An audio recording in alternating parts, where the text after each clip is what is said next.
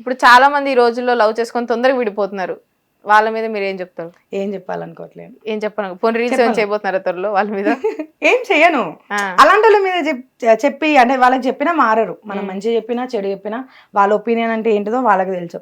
So చెప్తే మారుతారని అంటే అది కరెక్ట్ కాదు కూడా, అది మారరు అంతే. మీరు ఎవరినైనా లవ్ చేశారా? మిమ్మల్ని ఎవరైనా లవ్ చేశారా? నన్ను లవ్ చేశారా అంటే నన్నైతే ఎవరు చేశారని నా దగ్గరికి అయితే ఇప్పుడు రాలేదు. నేనైతే చేసిన. మీరు మీ అంతటి మీరే నా అంత లవ్ ఎట్ ఫస్ట్ సైట్ అట్లాంటిదే. ఓకే, బేసిక్ గా ఎందుకు లవ్ చేయాలనిపించింది చూడగానే? నేను చూడకముందే లవ్ చేయలేదు, చూడకుండానే లవ్ చేసిన. చూడకుండా లవ్ చేశారా? అవును. అదేంటి?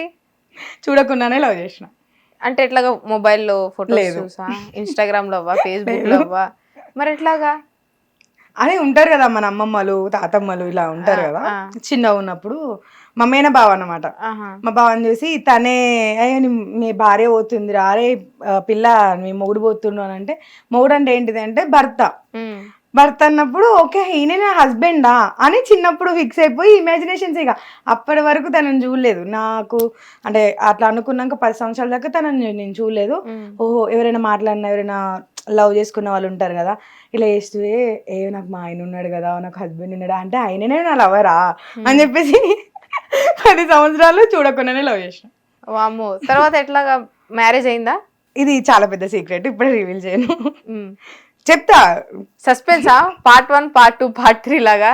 ఓకే, లవ్ అయితే మీ నుంచి స్టార్ట్ అయింది. అవును. ఓకే, తనకి చెప్పడం కూడా జరిగింది. ఇక 10 years తర్వాత ఒకసారి చెప్పడం అయితే జరిగింది. మా అంటే తను మా బావ అనమాట. చూసిన బావ ఇన్ని సంవత్సరాల నుంచి లవ్ చేస్తున్నా నిన్ను అని చెప్పడం అయితే జరిగింది. తర్వాత నేను ఎన్నిసార్లు ప్రపోజ్ చేసినా నాకు ఏ రోజు కూడా ప్రపోజ్ చేయలేదు. సైలెంట్గా ఉండేటోడు అన్నట్టు, ఏం మాట్లాడకపోయేటాడు. ఎందుకు అని అంటే కొన్ని రీజన్స్ ఉంటాయి, ఎవరికైనా కొన్ని రీజన్స్ ఉంటాయి. సో మా అత్తయ్య ఒప్పుకుంటుందో లేదో అన్న రీజన్ తోటి తను నాకు ఎప్పుడు చెప్పలేదు. ఒక రోజు మాత్రం డైరెక్ట్ వచ్చి పెళ్లి చేసుకుంటా అని అడిగిండు. ఓహో, పెళ్లి చేసుకుంటా అని అడిగిండు. అది కూడా మా అత్తమ్మకి అసలు ఎవరికి తెలియదు. మా అత్తమ్మ వచ్చి బావని పెళ్లి చేసుకుంటావా అంటే, మా అత్తమ్మ కొంచెం హెల్త్ బాగాలేకపోతుండే. సో తనకి ఎవరైనా చేసినా నా మేనకోడలే చేస్తుంది అన్న ఆలోచనతోటి తను నాకు ఇచ్చి పెళ్ళి తనే అడిగింది, బావంటే ఇష్టమా నీకు అని అంటే ఏడ్చేసిన నేను. ఏడ్చేసి ఇచ్చేస్తా బావని, నీకంటే బాగా చూసుకుంటా అని చెప్పేసిన. తీసేసుకో అన్నది. బావ వచ్చిండు, కూర్చోబెట్టిండు. తనని చేసుకోవడం ఇష్టమేనా అంటే, నీకు ఇష్టమా ఫస్ట్, మీ ఇద్దరు కలిసి ఉంటారు, నేను కాదు, నేను వర్క్కి వెళ్తే వచ్చేస్తా వెళ్ళిపోతా, కానీ 24 గంటలు అత్త కోడలు మీ ఇద్దరు కలిసి ఉండాలి. సో మీ ఇద్దరు ఒపీనియన్ అదంటే నాకు ఇష్టమే అన్న సెన్స్లో చెప్పంగానే ఇక నాకేం మాట్లాడాలో కూడా అర్థం కాలేదు. ఇన్ని సంవత్సరాల నుంచి ఐ లవ్ యూ బావా, ఐ లవ్ యూ బావా అని చెప్తున్నావు కదా, ఇప్పుడు చెప్తున్నా ఐ లవ్ యూ కాదు, నన్ను పెళ్లి చేసుకుంటావా అని అడిగాను. అక్కడే పడిపోయి ఏడ్చేసిన నేను. ఏడ్చేసిన. సో అన్నీ త్వర త్వర త్వర త్వర త్వర జరిగిపోతూనే ఉన్నాయి. ఇక జరిగినాయి అంటే మీకు అర్థం చేసుకొని ఉండాలి. అన్నీ తొందరగా జరుగుతున్నాయి. అటు పెళ్ళి ఒప్పుకోవడము, మా బావ ఒప్పుకోవడము, అటు నుంచి వెళ్ళి అమ్మ వాళ్ళకి తెలియడము, అమ్మ వాళ్ళు ఒప్పుకోవడము, ఎంగేజ్మెంట్ జరగడం. ఎంగేజ్మెంట్ జరిగిన 10 daysకే మ్యారేజ్ కూడా అయిపోయింది. సో అందరికీ నేను చెప్తున్నా, చాలా మంది లక్షల మంది ప్రతి ఒక్కరు కామెంట్ చేస్తున్నారు కదా, నాకు పెళ్ళి అయిందా అని, నన్ను పెళ్లి చేసుకుంటా అని కూడా మెసేజ్ చేస్తున్నారు కదా. సో నాకు పెళ్ళి అయింది, నాకు మ్యారేజ్ అయింది. సో కామెంట్స్ చేయకండి. తీవ్ర విషాదానికి గురై ఉంటారు కుర్రోళ్ళు అయితే చాలా మంది. కుర్రోళ్ళు అన్నాను, వాళ్ళ ఏజ్ వేరు నా ఏజ్ వేరు. కుర్రోళ్ళకైతే నేను కంపారిజన్ అయితే అస్సలు చేయను. ట్రోల్ చేసే వాళ్ళకి కానీ, లేకపోతే కామెంట్ చేసుకొని హ్యాపీగా ఫీల్ అయ్యే వాళ్ళకి మాత్రం చెప్తున్నా, నాకు మ్యారేజ్ అయింది. దాని తర్వాత అంటే ఈ రోజు నుంచి ఇంకా ట్రోల్ చేద్దంటారా? చేయండి. దాని తర్వాత సస్పెన్స్ కూడా ఉంది. చాలా నా లైఫ్ లో సస్పెన్స్ కూడా ఒకటి ఉంది. మ్యారేజ్ అయితే అయింది, సస్పెన్స్ కూడా ఉంది. సస్పెన్స్ చెప్తారా, లాస్ట్ లో రివీల్ చేస్తారా? చెప్పమంటే చెప్పండి. మ్యారేజ్ అయింది, మ్యారేజ్ అయిన 5 yearsకి తను చనిపోవడం కూడా జరిగింది. ఓ, అంటే ఎట్లా? హెల్త్ ప్రాబ్లమ్, హార్ట్ అటాక్ వచ్చింది. అంటే పెళ్ళాక మంచి కలిసి ఉన్నారా, గొడవలు ఏం లేకుండా? గొడవ అనేది మా లైఫ్ లోనే లేదు ఈ 5 yearsలో ఎప్పుడు అసలు. అంటే ఇప్పుడు నా మ్యారేజ్ 10 years అవుతుంది. 10 yearsలో మ్యారేజ్ అయింది, హ్యాపీగా లైఫ్ లీడ్ చేస్తున్నా నేను సంతోషంగా. అంటే ఎట్లా అంటే, లావు ఉన్నప్పుడు నేను రోడ్డు మీద వెళ్తున్నప్పుడు అరిసే కుక్కలు చాలా ఉంటాయి. ఆ కుక్కలు చేయబట్టి చాలా భయపడ్డా, బాధపడ్డా. సో నాకు పెళ్ళి కాదు, నేను ఇంతే, నా లైఫ్ ఇంతే, ఒంటరిగానే ఉండిపోవాలి, నన్ను ఎవరు పెళ్లి చేసుకుంటారులే అనుకున్న నన్ను ఎంగేజ్మెంట్ కూడా లేకుండా, అంటే నాకంటూ పెళ్లి చూపులే లేకుండా నా ఇంటికి వచ్చి మా నాన్నతో గొడవ పడి మరి నన్ను తీసుకొని వెళ్ళిపోయి మా అత్తగారింటి కూడా పెళ్లి చేసుకున్నాడు ఆయన, లక్షలు ఖర్చు పెట్టి. ఎవరికి ఉంటా చెప్పాను, ఎంత హ్యాపీగా ఉంటా. అప్పటి నుంచి తనని మంచిగా చూసుకున్నాం, తనను నన్ను ఇద్దరం మేము మంచిగా ఉన్నాం. దాని తర్వాత మా అత్తమ్మ చనిపోవడం జరిగింది. అత్తమ్మ చనిపోయినా కొంచెం డిప్రెషన్లోకి వెళ్ళి కొంచెం ఆల్కహాల్ తాగడం, బాగా తాగడం, దానివల్ల బాడీ పార్ట్లు ఖరాబ్ అవ్వడం. ఇక్కడే హైదరాబాద్లోనే గాంధీ హాస్పిటల్లో చూపిస్తే తను బాగా అదైపోయింది, రికవరీ అవ్వరు అని చెప్పేసరికి నాకేం అర్థం కాలేదు ఫస్ట్ ఆఫ్ ఆల్. ఎందుకంటే నా చిన్న ఏజ్ 29, నాకు 19 పడ్డా, మ్యారేజ్ అయింది 20, అంటే 3 years, అంటే నాకు 23 years, 24 years. ఆ ఏజ్లో నాకు ఏం చేయాలో అర్థం కావట్లేదు. ఒక్కదాన్ని హైదరాబాద్ అని పట్టుకొని వచ్చిన నేను, నాకేం అర్థం కావట్లేదు. అసలు తనని ఎత్తుకొని డాబా ఫ్లోర్లోకి ఎక్కిన రోజులు కూడా ఉన్నాయి. నా గోల్డ్ మొత్తం అమ్మేసి తనని హాస్పిటల్లో చూపించి, నాకు బంగారం ముఖ్యం కాదు, నా భర్తే నాకు ముఖ్యం అని చెప్పేసి నా భర్త కోసం నా బంగారాన్ని మొత్తం అమ్మ హాస్పిటల్లో చూపించిన రోజులు ఉన్నాయి. ఓకే, రికవర్ అయ్యిండు, మంచిగా అవుతుండు అని అనుకొని తీసుకొని వచ్చినాక తనని ఇంట్లో కూర్చోబెట్టి నేనే వర్క్ ఏం కాదు, అట్లా ఏదో ఒక రకంగా అమ్మ వాళ్ళ దగ్గర ఎట్లనో చేసుకొని తనని చూసుకుంటా, నేను ఆయననే చూసుకుంటా, మెయింటైన్ చేసుకుంటా వచ్చిన. దాని తర్వాత తన హెల్త్ ఖరాబ్ అయిపోయింది. నాకు ప్రెగ్నెన్సీ కన్ఫర్మ్ అవ్వడం, దాంతో నేను మెట్ల మించి కింద పడడం వల్ల నా ప్రెగ్నెన్సీ కూడా పోవడం. ఆ ప్రెగ్నెన్సీ పోవడం వల్ల తను ఇంకా డిప్రెషన్కి పోయిండు, మళ్ళీ పిల్లలు పుట్టారు అని చెప్పి తన హెల్త్ ఖరాబ్ అయిపోయింది. ఇటు హెల్త్ ఖరాబ్ అయ్యే ముందు నాకు ప్రెగ్నెన్సీ అని తెలిసింది, కానీ నాకు ప్రెగ్నెన్సీ అని నాకు తెలియదు. తనని ఎత్తుకొని గాంధీ హాస్పిటల్లో 6వ అంతస్తు ఎక్కిన, ఆయన బ్లీడింగ్ అవుతుంది. అయినా నేను 2 హోల్లో పెట్టుకుని, అమ్మ లేరు, నాన్న లేడు, అత్త లేదు, మా అమ్మకి హ్యాండిక్యాపెడ్, వీళ్ళందరినీ ఆయన పట్టుకొని చూపించుకున్నా. అది అబౌట్ అవుతుందని నాకు తెలియదు, అబోషన్ అవుతుందని నాకు తెలియదు. దాని నుంచి మళ్ళీ ఇంటికి వచ్చినాక మళ్ళీ మెట్ల మించి కింద పడ్డాక కన్ఫర్మ్ అయిపోయింది ప్రెగ్నెన్సీ అయింది. లైఫ్లో తినకు పిల్లలు పుట్టారని చెప్పిళ్ళు, హెల్త్ ఖరాబ్ అవ్వడం వల్ల. ఇటు నా ప్రెగ్నెన్సీ అవ్వడం, నాకు పిల్లలు పుట్టారు. ఈ రెండిట్లలో నలిగిపోతున్నా నేను. అంతలో మా మామయ్య చనిపోయిండు. మా మామయ్య చనిపోయిన తర్వాత 2 monthsకి మా నాన్న హాస్పిటల్లో పడ్డాడు. నాన్న కాళ్ళు తీసేసి షుగర్ వచ్చి.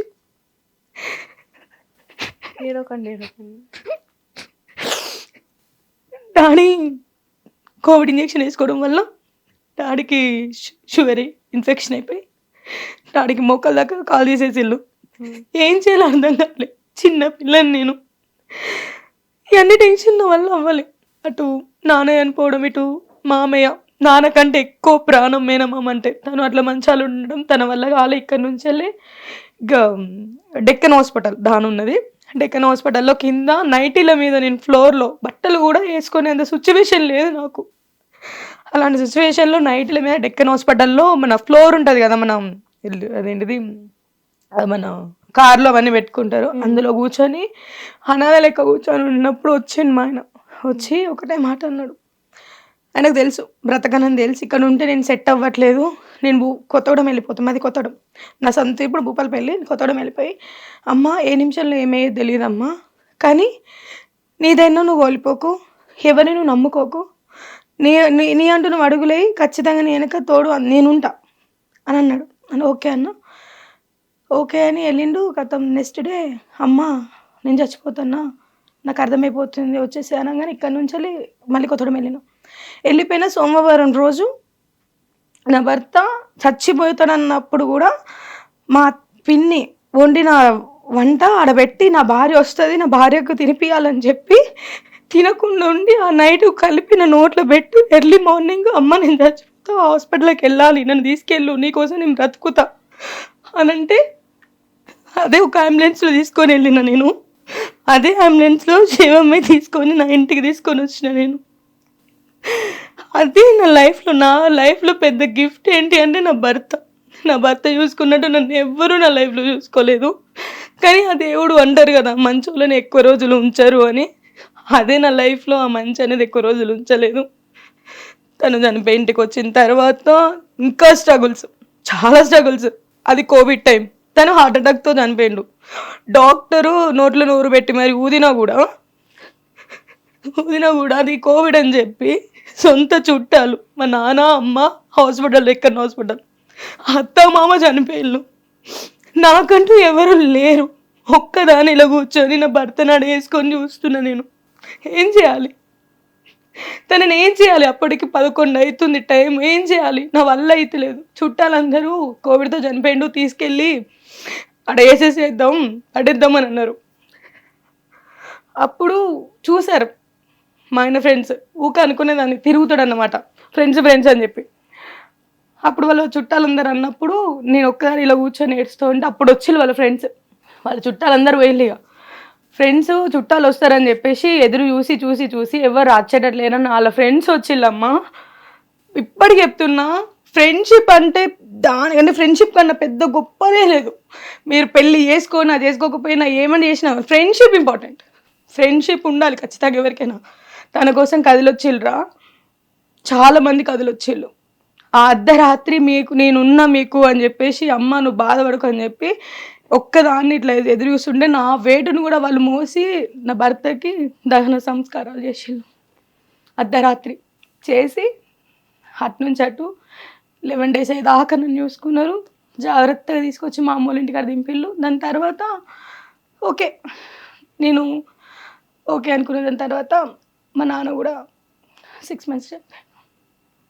ఇది నా లైఫ్లో దేవుడు ఎంత మంచి అదృష్టాన్ని ఇచ్చిండు అడగకుండా, అంతే అదృష్టాన్ని తీసుకొని కూడా వెళ్ళిపోయిండు. ఇది నా లైఫ్లో జరిగిన పెద్ద సాడ్. హ్యాపీనెస్ అండ్ సాడ్ ఇది మెయిన్ రోల్ ఇది నా లైఫ్లో. మీరందరినీ నవ్విస్తూ ఇంత హ్యాపీగా ఉంచుతూ మీ వెనకాల ఇంత సాడ్ స్టోరీ ఉందంటే అసలు ఒకదాని తర్వాత ఒకటి ఇన్ని 4 ఒకటే ఇయర్లో ముగ్గురు చనిపోయారు నా లైఫ్. నేను చిన్నదాన్ని అసలు వాళ్ళందరినీ చూసి ఇప్పుడు చిన్న ఏజే నాకు. ఇప్పుడు చిన్న ఏజ్ లా ఉన్నా కూడా నాకు ఇప్పుడు 29, ఆయన చనిపోయినప్పటినే 25. మళ్ళీ మ్యారేజ్ అవుతా అన్న కూడా భయం. మ్యారేజ్ వద్దు, మళ్ళీ ఇలాగే ఉంటుందేమో లైఫ్లో మ్యారేజ్ చేసుకుంటే అని, ఇలాగే ఉంటా అని చెప్పేసి ఇలాగే ఉంటుంది. ఇప్పుడు మీరు ఒక్కళ్ళే ఉంటున్నారు?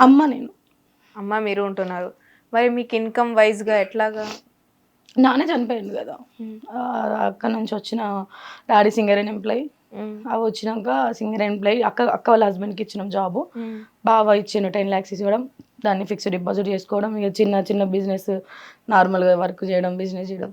ఇక ఫ్లాట్స్ అని అవన్నీ ఇవన్నీ ఉంటాయి కదా, చిన్నవి ఉంటాయి. ఏమైనా పెద్దగా ఏం చేయను. సో ఇన్కమ్ అమ్మ అయితే చూసుకుంటుంది, అమ్మనే చూసుకుంటుంది ఇంట్లో. సో నా బయట ఖర్చులు అని చెప్పేసి నేను ఇవన్నీ చేసుకుంటాను.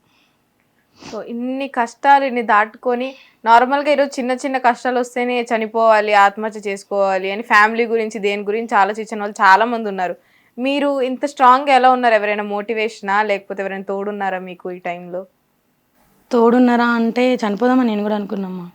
కానీ చనిపోయే ముందు, నా భర్త చచ్చిపోక ముందు నా లైఫ్లోకి నాకు ఒక కొడుకు అంటూ ఒక అబ్బాయి వచ్చిండు. నాకు దగ్గర ఎప్పుడు చెప్తున్నా, నా దగ్గర 2-3 వేల మంది తమ్ముళ్ళు ఉన్నారు. నేను ఫోన్ చేస్తే నా కోసం ఉరికొచ్చే తమ్ముళ్ళు చాలా మంది ఉన్నారు. కానీ ఆ ఒక బార్డర్ వరకే ఉంటారు. ఆ బార్డర్ దాటి కొంతమంది మాత్రమే నా లైఫ్లోకి వస్తారు.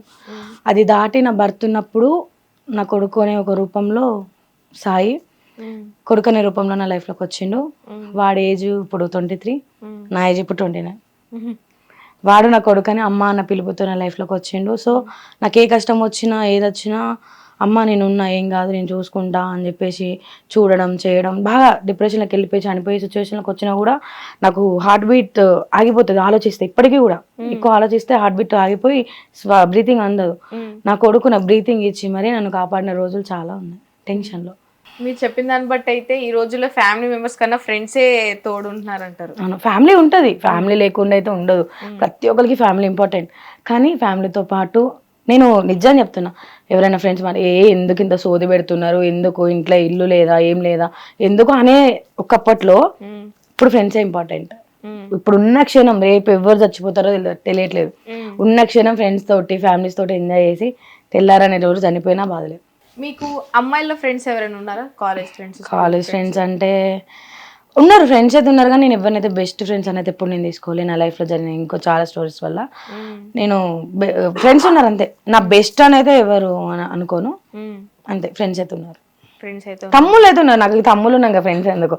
వాళ్ళే ఫ్రెండ్స్, వాళ్ళే అన్ని ఎటు తిరిగినా ఆగటం, నన్ను వేసుకొని తిరుగుతూనే ఉంటారు. హిట్ టీవీ యాప్, ఇందులో short news, live news, entertainment shows, movies, digital magazines తో పాటు మీ జిల్లా వార్తలను కూడా ఫ్రీగా చూడొచ్చు. ఇంకెందుకు ఆలస్యం, వెంటనే హిట్ టీవీ యాప్ ని డౌన్లోడ్ చేసుకుని ఫ్రీగా ఎంటర్టైన్మెంట్ పొందండి. Hit TV app. Hit TV app. Hit TV app ని ఫ్రీగా డౌన్లోడ్ చేసుకొని ఎంజాయ్ చేయండి. మీకు నచ్చిన ఎంటర్టైన్మెంట్ కోసం హిట్ టీవీ యాప్ ని ఫ్రీగా డౌన్లోడ్ చేసుకుని ఎంజాయ్ చేయండి. హిట్ టీవీ యాప్ ని డౌన్లోడ్ చేసుకుని ఆస్వాదించండి, ఆశీర్వదించండి. ఇంతమంది సెలబ్రిటీలు హిట్ టీవీ యాప్ ని డౌన్లోడ్ చేసుకోండి అని చెప్తున్నారంటే ఎంత మంచి యాప్ ఆలోచించండి. అమెరికా అమెరికా అమెరికా అమెరికాలో చదవాలనుకునే వాళ్ళకి విశ్వసనీయమైన పేరు మన శౌర్య కన్సల్టెన్సీ. UK లో 1 year masters. UK లో 1 year masters. 2 years work permit up to 5 years visa. Contact Saurya Consultancy. Contact 89851 89851.